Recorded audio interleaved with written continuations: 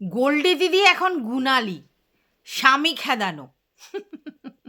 মানলাম, গোল্ডি দিদি এখন গুণালি, কারণ কারণ বোতলের সব থেকে কাছের ক্লোজ, ডার্লিং, তার সঙ্গে এখন গোল্ডি দিদি যোগাযোগ রেখেছে।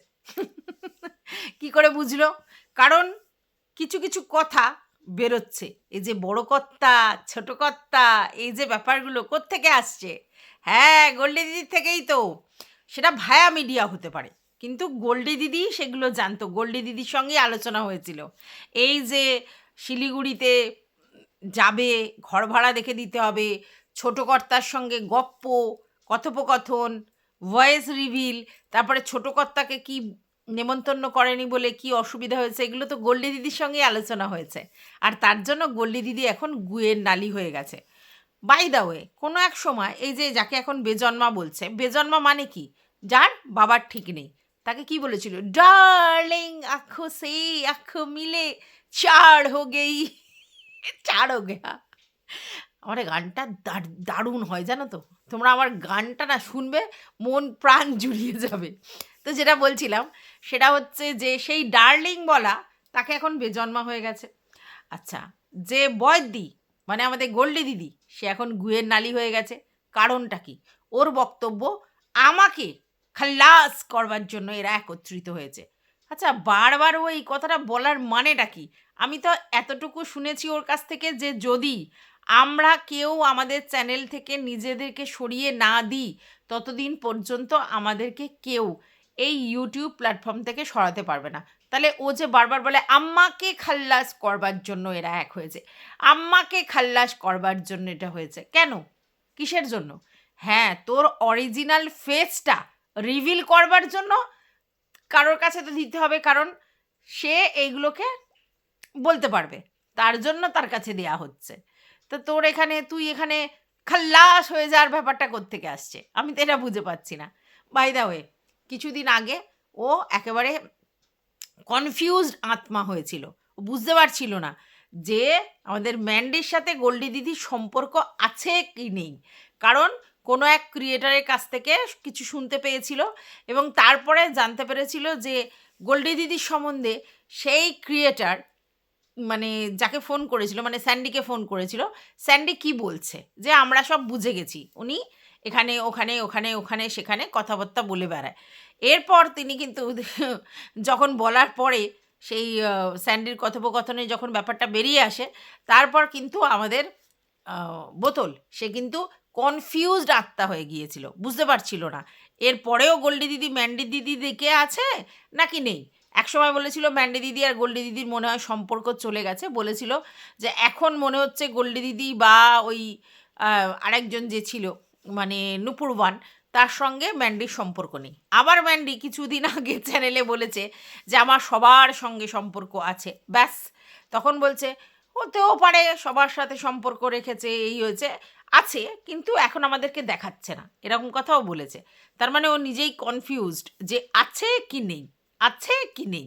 এখন ব্যাপারটা হচ্ছে সম্পর্ক একবার তৈরি করলে সঙ্গে সঙ্গে সেটা যায় না, যদি না সেখানে ইন্টেনশন কিছু থাকে। আর ও তো বলছে যে গোল্ডি দিদি ম্যান্ডি দিদির দিকে এতটাই ফিদা, ম্যান্ডির জন্য, ম্যান্ডির কেস চালানোর জন্য টাকা পয়সা খরচা করতে রাজি আছে, কিন্তু নিজের মেয়ের দিকে নাকি ভ্যালু দেয় না। কি না, ম্যান্ডি মেয়ে নাকি একটা গিফট চেয়েছিল, সেটা কিনে দিতে চায়নি, বলছে প্রচুর টাকা দাম। এখন কথা হচ্ছে বাচ্চারা যা চায় তাই সবসময় দেওয়া উচিত নয়, সেটা বোতলও বলেছে। কিন্তু টাকার কথাটা কেন বলেছে? ও কি টাকার কথাটা বোঝে? আরে বাবা, বাচ্চারা এখন অনেক স্মার্ট, তাদেরকে বলতে হবে বাবা ওগুলোর প্রচুর দাম, ওগুলো এখন কেনা যাবে না, এরম করেই তো বলতে হবে, তাই না? বাচ্চা মানুষ করলে বাচ্চার কীরকমভাবে তাকে পারবারিশ করতে হবে সেটা বোঝা যাবে।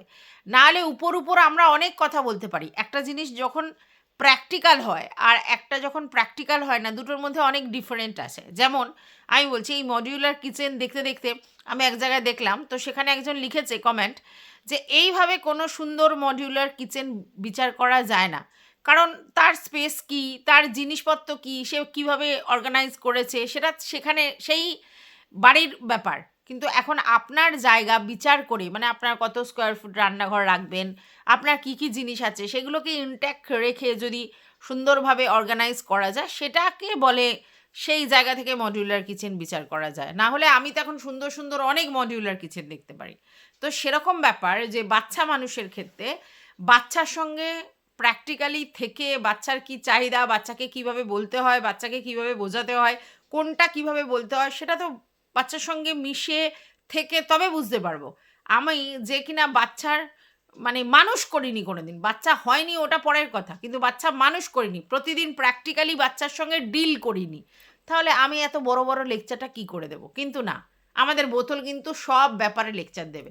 এইবার যদি ওকে কেউ বলে যে তুই কি করে বুঝবি, তুই কি করে জানবি, তখন সঙ্গে সঙ্গে তার ইমোশন জায়গাটাকে ও ইচ্ছে করে হার্ট করায় যে আমার হয়নি বলে আমাকে বলছে। না, হয়নি বলে নয়, ব্যাপারটা তুই মানুষ করিসনি বলে।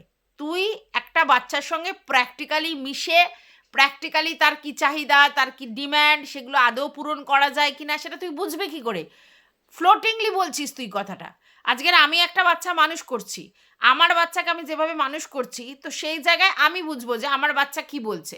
উপর থেকে বাইরে থেকে মনেই হতে পারে যে আমার বাচ্চা খুব ভালো, কিছুই দাবি করে না, মনে হতে পারে, কিন্তু আদতে তো তা নয়। আমি বুঝছি যে আমার বাচ্চা কীরকম, কারণ আমি প্র্যাকটিক্যালি তার সঙ্গে চলছি। নাহলে পরের বাচ্চার সঙ্গে কম্পেয়ার কি করে করব? পরের বাচ্চার সঙ্গে অনেকে দেখবে কম্পেয়ার করে বাচ্চাদের, ভুল কথা। তার এনভায়রনমেন্ট, তার বেড়ে ওঠা দুটো তো আলাদা, কি করে মানে এক হয়? হয় না তো। তাহলে সেখানে বোতল কোনো বাচ্চার সঙ্গে প্র্যাকটিক্যালি ইনভলভই নয় কোনোভাবেই, মানে মানুষ করার ক্ষেত্রে। তাহলে সেক্ষেত্রে ও কেন বড় বড় লেকচার ঝাড়ছে? এরম বলা উচিত নয়, ওরকম বলা উচিত নয়, এই করা উচিত নয়। একটা কথা বলি বলে বলল যে ম্যান্ডির কেস চালানোর জন্য টাকা দিতে পারে। হ্যাঁ, তারপরে বলল ওই যে টুনি দিদা তারকে দিতে পারে, হ্যাঁ, সে হয়তো চেয়েছিল তার জন্য দিতে পারে, তার সংসার চালানোর জন্য, কিন্তু নিজের বাচ্চার জন্য সেটা করতে পারে না, টাকা পয়সার কথা বলে। প্রথম কথা হচ্ছে আমরা যারা কন্ট্রিবিউট করি কোনো কারণে কোনো কিছুতে, ঠিক আছে, সব কন্ট্রিবিউশন যদি আমরা ধরি যে এতে এত কন্ট্রিবিউশন করছে তাহলে বাচ্চাটাকে এটা দিচ্ছে না, এটা বোকা বোকা কথা, একেবারেই বোকা বোকা কথা। কারণ বাচ্চা সামঞ্জস্যপূর্ণ কিছু চাহিদা করলে ডেফিনেটলি সেটা দেওয়া উচিত, কিন্তু যেটা অড চাহিদা করছে তাকে তো বোঝাতে হবে যে তুই এত দামি জিনিসটা কি করে চাইছিস, এত এক্সপেন্সিভ জিনিস এই বয়সে তোকে দেয়া যাবে না। তখন তাকে বলতে হবে বাবার এই এত দাম, এত দামি জিনিস দেয়া যাবে না, এটা বলতে হবে না। সে দাম বুঝুক না বুঝুক, ব্যাপারটা প্র্যাকটিক্যালি না চিন্তা ভাবনা করে ফ্লোটিংলি বলবে যে ওর বাচ্চার থেকে ম্যান্ডির দিকে নাকি তার বেশি টান। তাহলে তুই নিজেই কনফিউজড ম্যান্ডির সঙ্গে আদৌ রিলেশন আছে কিনা। আবার তুই বলবি হ্যাঁ রিলেশন আছে, আবার বলবি না রিলেশন নেই, এখন তো দেখা যাচ্ছে না। আবার তুই বোঝাতে আসবি দেখেছো তোমার সম্বন্ধে কি তোমার ছোটু ভাবনা চিন্তা করে, এই দেখো কোন কন্ট্রোভার্সি ক্রিয়েটারকে বলছে। তারপরে আবার বলবে যে না তাহলে মনে হয় ভাবটা আছে। তো চলো, welcome back to my channel. আশা করছি তোমরা সবাই খুব ভালো আছো আর আমিও খুব ভালো আছি নতুন একটা ভিডিওর সাথে। আমি রুনা লাইফস্টাইল থেকে। প্রথম কথা হচ্ছে তোর ফার্স্ট কথাটাই ভুল যে গোল্ডি দিদি প্রত্যেকটা কন্ট্রোভার্সি ক্রিয়েটারের সঙ্গে যোগাযোগ রেখেছে। নো নো, আমার সঙ্গে গোল্ডি দিদির কোনোভাবেই যোগাযোগ নেই। তাহলে তুই প্রত্যেকটা কন্ট্রোভার্সি ক্রিয়েটারের কথা কি করে বলিস? কোনো একজনের সঙ্গেও যদি উনি যোগাযোগ না রাখেন তাহলে এটা পরিষ্কার যে উনি সবার সঙ্গে যোগাযোগ রাখে না, ঠিক আছে?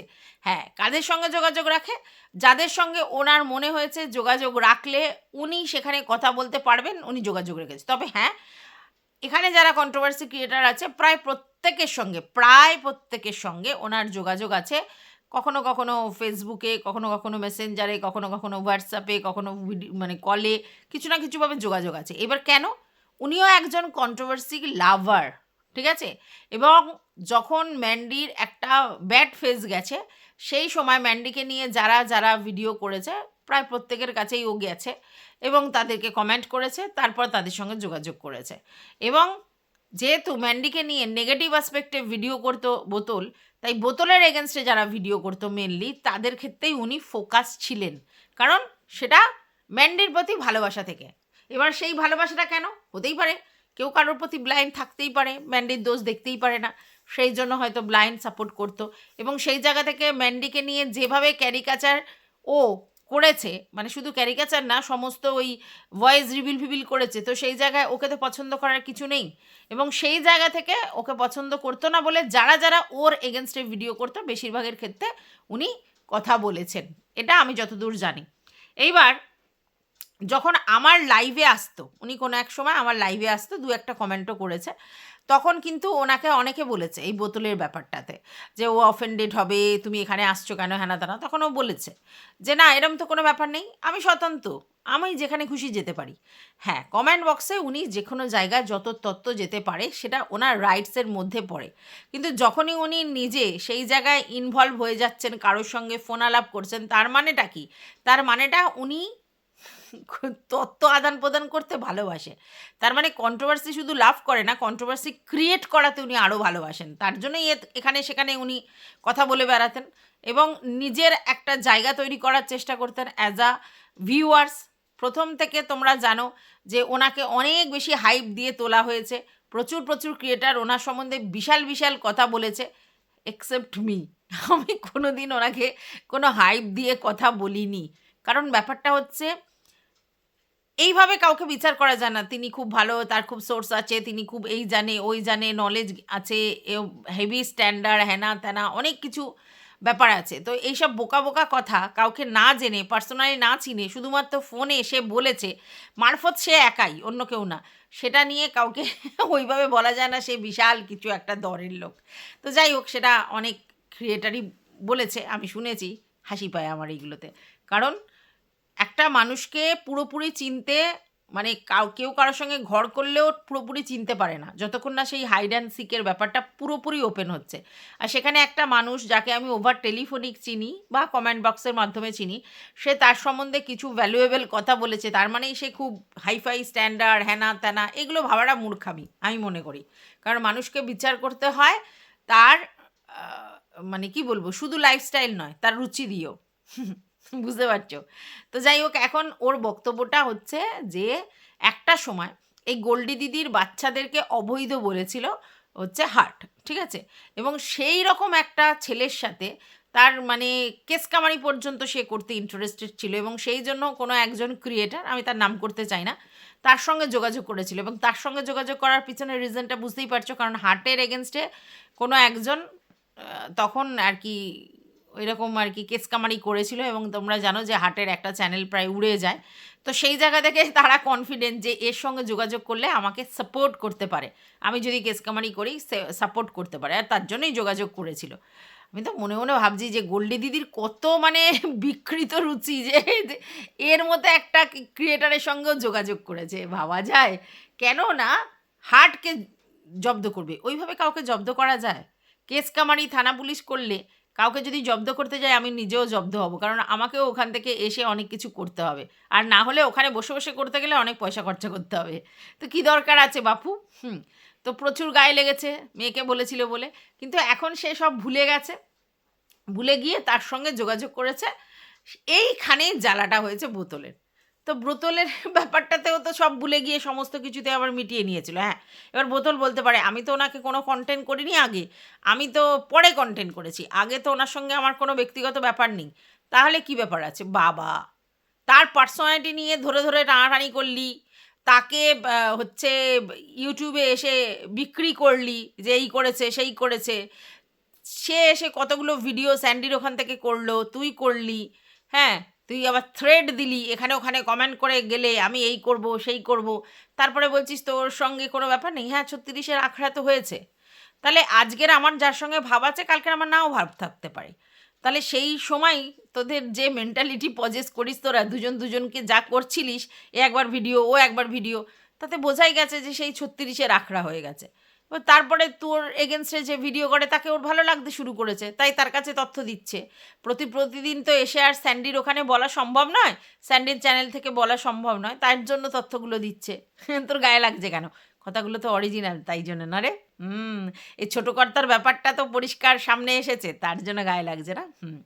হ্যাঁ, এবার তোর বক্তব্য যে তার বর আর কি তার সঙ্গে যে বিহেভিয়ার করে, একদম ভুলভাল বিহেভিয়ার করে, এবং সেটার জন্য সে আক্ষেপ করে। তো এরকম আমাদের ফ্যামিলিতে বড়দের সঙ্গে ঝগড়া হয় না এমন হয়েছে কারণ? যখন ঝগড়া হয়, সেন্টিমেন্টাল হয়ে যায় মানুষ, তখন ওই ওই গ্রুপ ঠুপ এইসব ক্রিয়েট করে তাদের কাছে গিয়ে হ্যাজাতে শুরু করে। তার মানে কি সেটা সত্যি?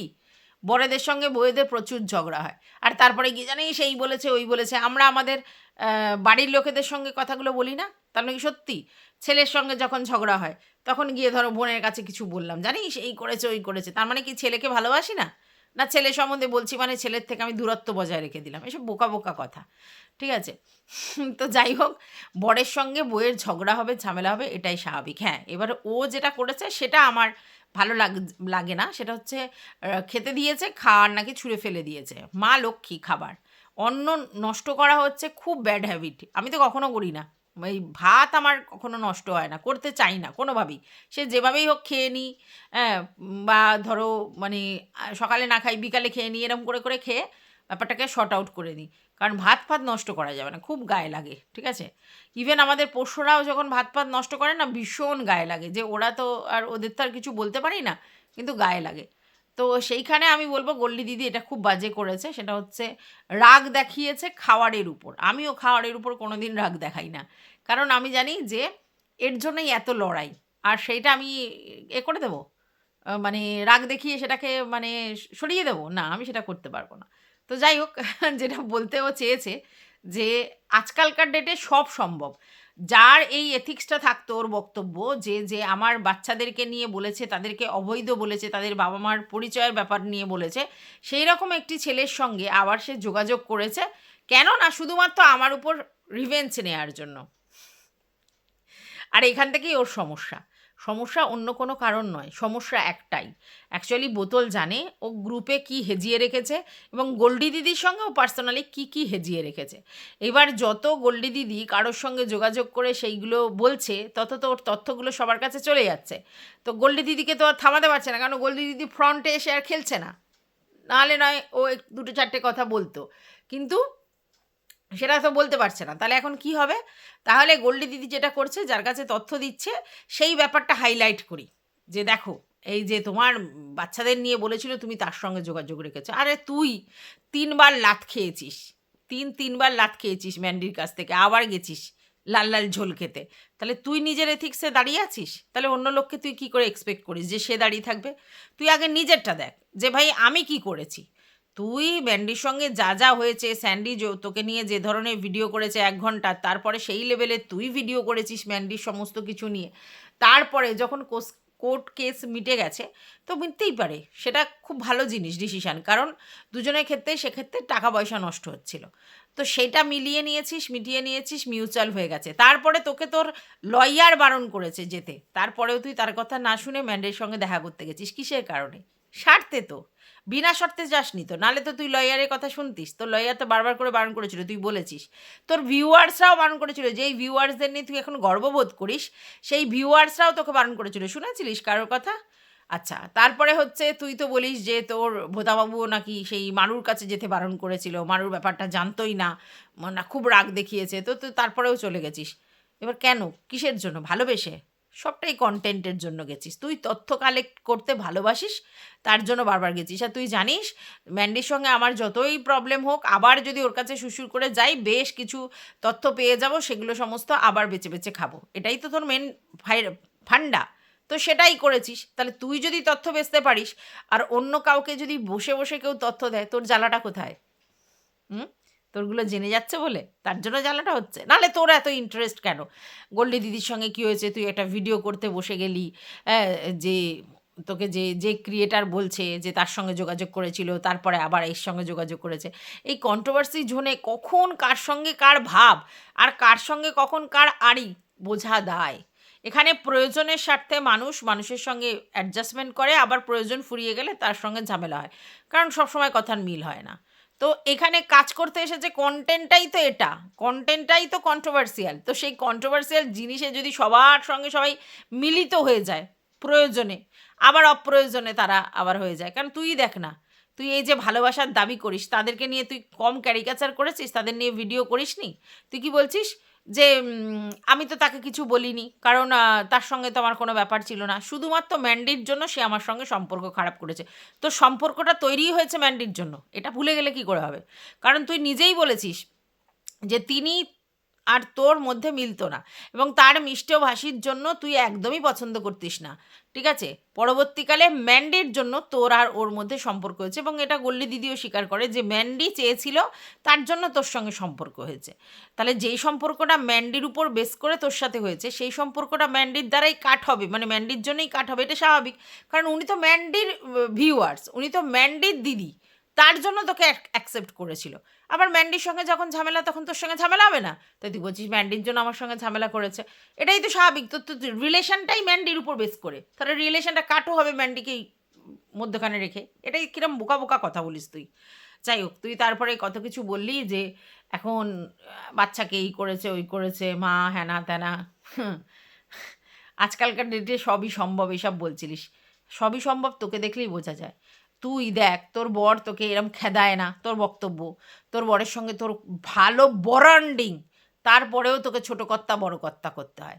তোর বরের কোনো ফল্টই নেই, তোর বক্তব্য হচ্ছে যে আমার বর সমস্ত কিছু, মানে সংসার ধর্ম সমস্ত চালাতে পারে, সংসার ধর্ম সমস্ত চালাতে পারে, বড় লজে তুই থাকিস, ঠিক আছে, এ টু জেড তোর বর করে। আবার তোর বর তোকে রেসপেক্ট করে, কোনো কন্ট্রোভার্সি ক্রিয়েটারের সঙ্গে যোগাযোগ করে না, কোনো রকম ভিডিও করে না, তোকে কোনো রকমভাবে ডিসরেসপেক্ট করেনি মার্কেটে এসে। এর পরেও তুই বলেছিস তোর বর অক্ষম, তুই বলেছিস কোনো না কোনো অক্ষমতার জন্য বেরিয়েছিস। তাহলে তোকে কি বলতে ইচ্ছা করে বল? ওর বর খুব খারাপ, ওর বর ওকে খেদায়, কুকুরের মতো বিহেভিয়ার করে, তারপরে বলছিস না কুকুর নয়, কুকুর বলাটা যাবে না। তো যাই হোক, সে স্বামী খেদানো, তুই তো কোনো খেদানো নয়, তারপরে তুই এরকম কাজটা কি করে করলি? তোর বরের ইকোনমিক্যাল জায়গা থেকে এস্টাবলিশড, তোর বক্তব্য অনুযায়ী সমস্ত খরচা সে করে, মেন্টালিটি, তোকে খুব ভালোবাসে, এবং সব থেকে বড় কথা তোর এগেনস্টে কিছু বলে না। তাহলে দুটো ঠিক আছে। শুধুমাত্র ফিজিক্যালি ফুস, তার জন্য তুই চলে গেলি একজনকে খুঁজতে, মানে তোর বক্তব্য অনুযায়ী। কারণ তুই বলেছিস যে অক্ষমতা আছে, তো অক্ষমতাটা কোথায়? মানসিকভাবে নেই, ইকোনমিক্যালি নেই তোর বক্তব্য অনুযায়ী, তাহলে কোথায় আছে? তাহলে মানসিক, ইকোনমিক্যাল আর শারীরিক, এই তো। তাহলে দুটোই যদি তুই প্লাস দিয়ে রাখিস, তাহলে একটা ফুস, সেই একটা অক্ষমতার জন্য তুই কী করলি? তারই বাড়ির লোককে জোগাড় করলি, হ্যাঁ, রিলেশনের মধ্যে জোগাড় করলি কেন? বাবা কি চুলকাচ্ছে গো। হ্যাঁ, তারই বাড়ির লোককে তুই জোগাড় করলি কিসের জন্যে? শুধু একটা অক্ষমতাতে? তাহলে তোকে চরিত্রহীন ছাড়া কী বলতে ইচ্ছা করে? কারণ স্বামী স্ত্রীর সম্পর্ক 3টে সম্পর্কের উপর নির্ভর করে আছে। তো এই 3টে সম্পর্কের মধ্যে 2টো সম্পর্ক তোর খুব ভালো, পজিটিভ। তাহলে একটা যদি হয় তো মেনে নিতিস। আবার তুই কখনো কখনো বলিস যে তোর প্রবলেম আছে, তোর ফল্ট আছে। আবার কখনো কখনো বলিস যে আমার সব ঠিক হয়ে গেছে। কী বলতে চাস তুই? যদি তোর সব ঠিক হয়ে যায়, তাহলে কি তুই ওই জন্য ছোটো কর্তাকে জোগাড় করেছিলিস, যাতে একেবারে ওই বাড়ি থেকেই সমস্ত কিছু হয়? কিরে, এই জন্য ছোটো কর্তা? আর এই ছোটো কর্তার ব্যাপারটা জানাজানি হয়ে গেছে বলে তোর গল্লি দিদির জন্য এত গায়ে লাগছে? সে এখন গুয়ের নালি হয়ে গেল, গু নালি হয়ে গেল। তোর দ্বারাই সম্ভব, বুঝলি? আর তুই একেবারেই চিন্তা করিস না যে ম্যান্ডির সঙ্গে সে সম্পর্ক কেন রেখেছে, মানে বাড়ির থেকে তার ম্যান্ডির প্রতি টান, একদম ভাবিস না। নিশ্চয়ই তার বাড়ির প্রতি টান আছে, তারপরেও সে ম্যান্ডিকে ভালোবাসে, তার জন্য করেছে। এত কিছু তো শোনালো, কত ক্রিয়েটার হ্যানা ত্যানা, তারপরে হয়েছে, তাদের সম্পর্ক তো রয়েছে। আর তোর সেখানেই জ্বালা যে তুইও এত কিছু শোনালি, অন্য লোকও এত কিছু শোনালো, তারপরেও তোকে প্রায়োরিটি দেওয়ার মতো নেই। তোকে তো ট্যাকফুলি ইউজ করা হয়েছে, বুঝিসনি সেটা?